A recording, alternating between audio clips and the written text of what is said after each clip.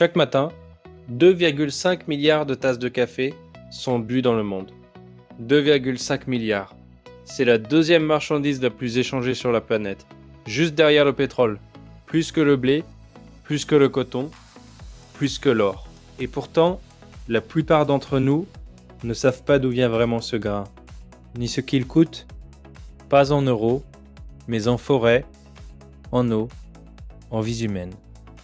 Dans cette vidéo, on va raconter l'histoire complète du café, de l'Éthiopie du 9e siècle à ta tasse de ce matin.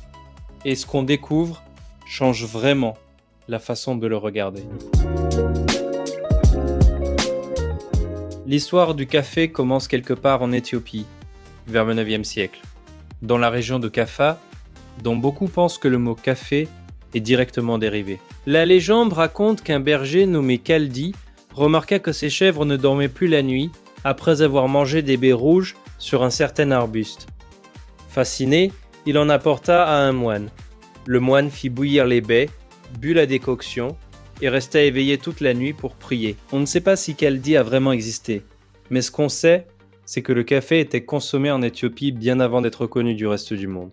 Les tribus locales mâchaient les baies mélangées à de la graisse animale pour tenir lors de longues marches. C'est au Yémen, au XVe siècle, que le café devient une boisson. Les moines soufis l'utilisent pour rester éveillés pendant les nuits de prière. Les premiers établissements où on le boit en commun, les kawekane, apparaissent dans les villes arabes. Ce sont les ancêtres de nos cafés. Au XVIIe siècle, les marchands vénitiens ramènent le café en Europe. L'Église catholique tente d'abord de l'interdire. On l'appelle le vin de l'islam. Le pape Clément VIII y goûte, le bénit, et l'affaire est réglée. En moins d'un siècle, le café conquiert l'Europe entière. À Paris, à Londres, à Vienne, les cafés deviennent des lieux de débat, de philosophie, de révolution. On dit que la Révolution française s'est organisée dans les cafés parisiens. Aujourd'hui, le café est cultivé dans plus de 70 pays, tous situés dans ce qu'on appelle la ceinture du café, une bande tropicale entre les deux tropiques. Le Brésil est de loin le premier producteur mondial. Il fournit à lui seul environ un tiers du café planétaire. Viennent ensuite le Vietnam, la Colombie, l'Indonésie et l'Éthiopie.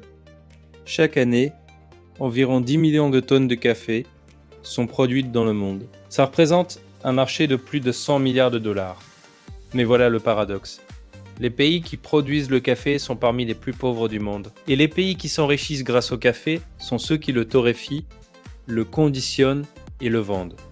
C'est-à-dire l'Europe et l'Amérique du Nord. Un producteur brésilien reçoit en moyenne 10 centimes pour 1 kilo de café. Ce même kilo, une fois transformé et vendu en capsules, peut valoir 80 € ou plus. Il existe des dizaines d'espèces de caféiers, mais deux dominent le marché mondial, l'Arabica et le Robusta. Ensemble, ils représentent plus de 90% de la production mondiale. L'Arabica, c'est le café noble. Il pousse en altitude entre 600 et 2000 mètres, dans un climat précis, ni trop chaud ni trop froid. Il est délicat, capricieux, sensible aux maladies, mais il développe des arômes complexes, fruités, floraux, légèrement acidulés. C'est lui qu'on trouve dans les cafés spécialisés, dans les espressos italiens haut de gamme, dans les grands crus de café. Le Robusta, comme son nom l'indique, est beaucoup plus résistant. Il pousse à basse altitude, supporte la chaleur et les maladies, et produit 2 fois plus de grains à l'hectare.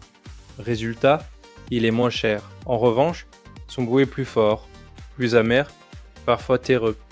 Il contient aussi presque 2 fois plus de caféine que l'Arabica. C'est d'ailleurs ce qui le rend naturellement plus résistant aux parasites, car la caféine est un insecticide naturel. Dans les espressos italiens classiques, on mélange souvent Arabica et Robusta. L'Arabica pour les arômes, le Robusta pour la créma. Cette mousse dense dorée que tout le monde aime. Et dans les capsules industrielles ou le café soluble. Souvent du Robusta à 80 ou 90%, c'est pour ça qu'ils sont moins chers et moins fins. L'impact écologique. Un seul kilo de café nécessite en moyenne 140 litres d'eau. Mais si on compte l'eau utilisée pour irriguer les plantations tout au long de la croissance du caféier, ce qu'on appelle l'empreinte au total, On arrive à environ 140 litres par tasse. Pour une consommation mondiale de 2,5 milliards de tasses par jour, c'est 350 milliards de litres d'eau quotidien. L'équivalent de 140 000 piscines olympiques, chaque jour. La déforestation. Le caféier traditionnel pousse à l'ombre des forêts tropicales.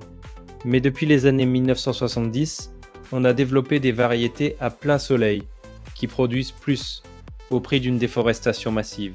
En Amérique centrale, au Brésil, en Éthiopie, des millions d'hectares de forêts ont été défrichés pour créer des plantations de café en monoculture. Ces forêts abritaient une biodiversité extraordinaire. Oiseaux migrateurs, insectes pollinisateurs, mammifères rares. Le paradoxe cruel, la déforestation provoquée en partie par le café détruit le microclimat dont le caféier lui-même a besoin. Les zones de culture se décalent vers des altitudes plus élevées. Dans certaines régions, les experts prévoient une réduction de 50% des terres cultivables pour le café d'ici 2050. L'empreinte carbone d'un kilo de café varie énormément selon la méthode de production. Un café cultivé en agroforesterie, c'est-à-dire sous les arbres, en respectant l'écosystème, émet environ 3 kg de CO2 par kilo. Un café en monoculture intensive peut en émettre jusqu'à 15 kg. Et après la culture, il y a le transport, la torréfaction, le conditionnement. Une capsule de café par exemple génère en moyenne 3 à 4 fois plus de déchets et d'émissions qu'un café filtre pour une même tasse. Face à ces constats, le commerce équitable est souvent présenté comme la solution. Et il a des effets réels. Un café labellisé Fairtrade garantit un prix minimum aux producteurs. Actuellement 1,4 $ la livre, contre parfois 0,8 $ sur le marché conventionnel. Il inclut aussi une prime sociale, utilisée par les coopératives pour financer des écoles, des dispensaires, de l'accès à l'eau. Des études sérieuses montrent que les producteurs sous label Fairtrade ont de meilleures conditions de vie que leurs homologues non certifiés. Ce n'est pas négligeable, mais ce système a des limites importantes. D'abord, la certification coûte cher. Trop cher pour les plus petits producteurs, qui sont souvent exclus. Ensuite, la prime Fairtrade ne représente souvent que 5 à 10 centimes de plus par tasse, sur un café vendu 3 ou 4 € au bar. Et puis, il y a le problème de la traçabilité.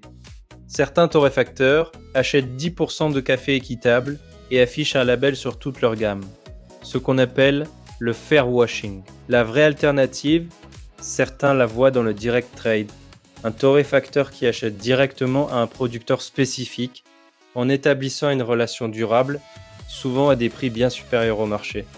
Pas de label, mais une transparence totale. Le café, c'est 9 siècles d'histoire, 70 pays, 125 millions de personnes qui en vivent. C'est la boisson qui a accompagné les révolutions, les philosophies, les matins de milliards d'êtres humains. C'est aussi une filière profondément inégale, gourmande en eau, responsable de déforestation et potentiellement menacée par le dérèglement climatique qu'elle contribue à aggraver. Est-ce qu'il faut arrêter d'en boire ? Non. Mais quelques gestes changent vraiment les choses.